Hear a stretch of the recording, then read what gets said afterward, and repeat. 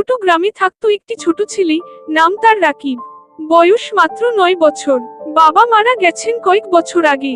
মা আয়েশা বেগম লোকের বাসায় ঝিয়ের কাজ করে সংসার চালান।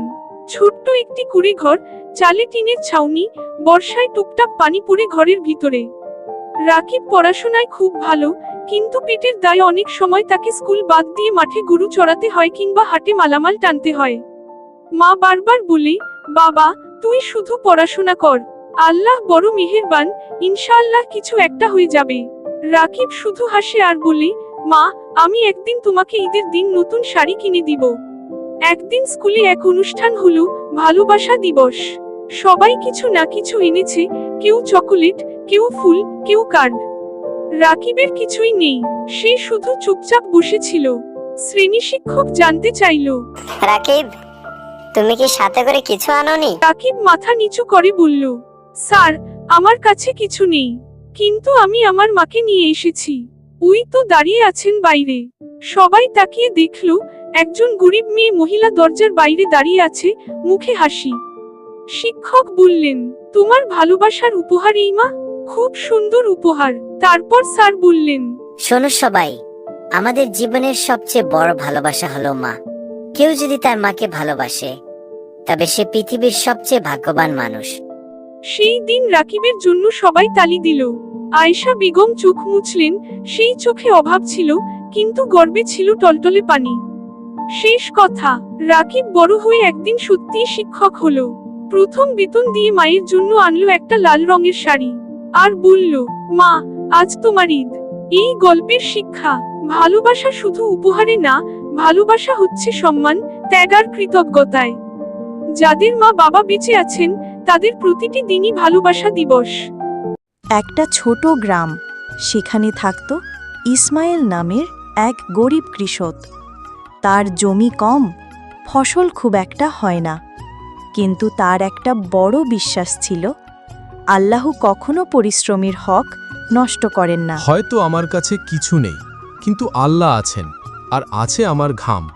এই দুটোই আমার ভরসা। এই বছর ইসমাইলের জমিতে বীজ বপনের সময় সে দেখল, তার কাছে শুধু শেষ এক মুঠো বীজ বাকি আছে।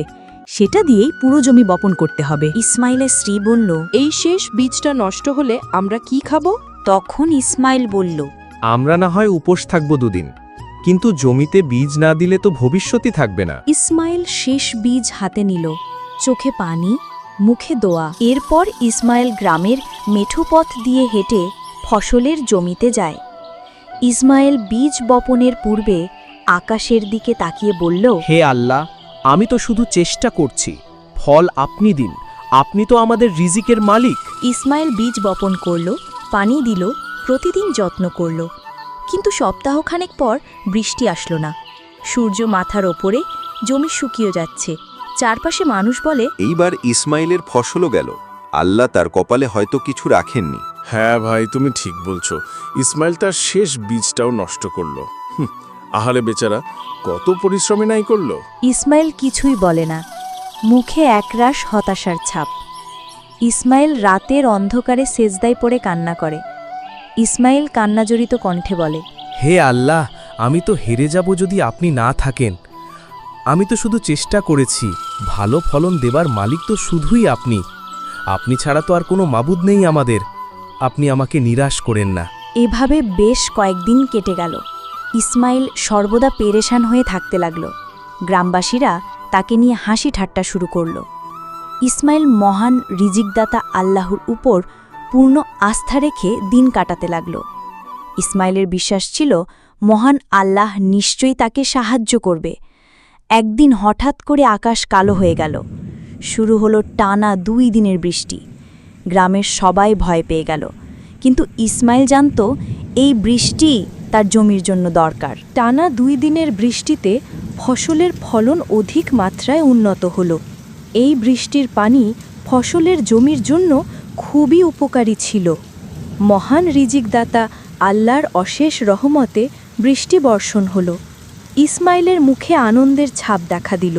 সে আনন্দিত হয়ে বলতে লাগল, আলহামদুলিল্লাহ, আলহামদুলিল্লাহ, হাজারো শুকরিয়া আদায় করি মালিক আপনার। আমার জমি বাঁচল। আপনি শুনেছেন আমার ডাক, হে মহান রিজিকদাতা। আপনি বড়ই করুণাময়। মাস দুয়েক পরে ইসমাইলের জমিতে যেন সোনার ফসল হয়েছে, চারদিকে সবুজ আর সবুজ। পুরো গ্রামে কারও এত ভালো ফসল হয়নি। গ্রামবাসীরা বলাবলি করছে, এই ইসমাইলের জমির ফসল দেখে মনে হয় জান্নাত নেমে এসেছে। কত সুন্দর ফলন হয়েছে, তাই না? হ্যাঁ ভাই, এই গ্রামে ইসমাইলের জমির মতো ফসল আর কারও হয়নি। ইসমাইল, আরে ভাই, সে তো কেঁদে কেঁদে মহান আল্লাহকে ডেকেছিল। হয়তো আল্লাহ তার কান্না ফিরিয়ে দেননি।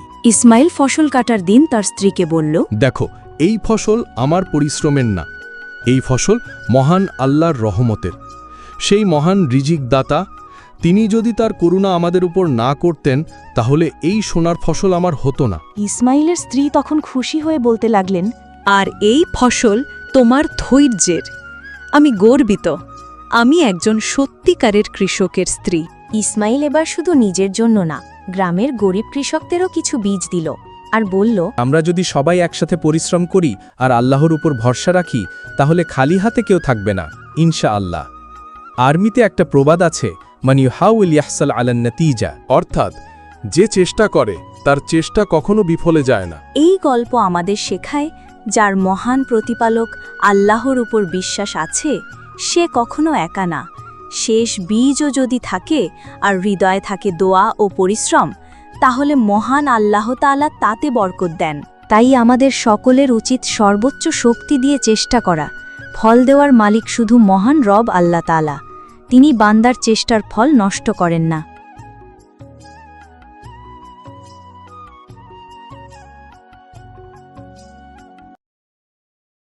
আপনাদের এই ভিডিওটি কেমন লাগছে দয়া করে কমেন্ট বক্সে জানাবেন। এই রকম ইসলামিক কার্টুন দেখতে হলে আমাদের চ্যানেলটি অবশ্যই সাবস্ক্রাইব করবেন, লাইক, কমেন্ট এবং শেয়ার করবেন। ধন্যবাদ। একটি ছোট্ট গ্রামে থাকত এক গরিব কৃষক, আব্দুল কাদের। কাঁচা ঘরে ছেলে রহিমকে নিয়ে তার সারা পৃথিবী। স্ত্রীর মৃত্যু অনেক আগেই হয়েছিল। অভাবের সংসারে দিনে দিনে ফুরিয়ে আসছিল চাল ডাল, কিন্তু কাদের সাহেবের মন ছিল অটুট। তিনি আল্লাহর ওপর ভরসা রাখতেন আর প্রতিদিন ফজরের পর বলতেন, যে রিজিক আল্লাহ দেন তা কেউ বন্ধ করতে পারে না। রহিম বাবা, আজ জমির শেষ ফসল তুলতে যাব। এই ফসলটাই যদি ভালো হয় তবে আলহামদুলিল্লাহ, কিছুদিন তো চলতে পারবো। আব্বা, আমি আপনার সঙ্গে যাব। আমি খুশি হয়ে নিজের হাতে ফসল তুলতে চাই। কাদের সাহেব মাথায় পুরনো গামছা বেঁধে ছেলেকে নিয়ে বেরিয়ে পড়লেন। খড়ে ঢাকা মাঠ, গায়ে হালকা রোদ, পায়ে ধানের গন্ধ। তারা দিনভর কাজ করলেন। সূর্য যখন ডুবে যাচ্ছিল তখনই হঠাৎ আকাশ কালো করে এলো, ঝড়ের আভাস। ইন্নালিল্লাহ, আল্লাহ, এই বৃষ্টির আগেই যদি ফসল তুলতে পারতাম। আব্বা, আল্লাহর কাছে দোয়া করি না কেন? হয়তো উনি আমাদের শুনছেন। ছোট্ট রহিম মাঠের মাঝখানে দাঁড়িয়ে 2 হাত তুলে দোয়া করল, হে আল্লাহ, আমাদের ফসল রক্ষা করুন, আব্বাকে সাহায্য করুন। আমরা অনেক গরিব, কিন্তু আমরা আপনার বান্দা। ঝড় এসে দাঁড়ালো মাঠের কিনারায়। অবাক করা ব্যাপার, সেই মাঠের মাঝখানটায় যেখানে তাদের ধান শুকিয়ে রাখা ছিল, সেখানে এক ফোঁটা পানিও পড়ল না। রহিম, তুই আমার জন্য শুধু ছেলে না, তুই তো আমার দোয়ার দান। আল্লাহ আমাদের দোয়া কবুল করেছেন বাবা। আব্বা, আমি সব সময় আপনার জন্য দোয়া করব। আপনি আমার নায়ক। ফসল তারা ঘরে নিয়ে এলো। সেই ফসল বিক্রি করে কয়েক মাস চলার মতো রিজিক হলো। গ্রামের মানুষ জানতে পেরে বলল, আল্লাহর রহমত যার সঙ্গে থাকে তার জন্য পাহাড়ও পথ করে দেয়। কাদের সাহেব মাথা নিচু করে বলবেন, এই সব রহিমের দোয়ার বরকত আর আল্লাহর অশেষ করুণা। এই গল্প আমাদের শেখায়, আল্লাহর উপর ভরসা, বাবা ছেলের ভালোবাসা এবং দোয়ার শক্তি কখনো বিফলে যায় না।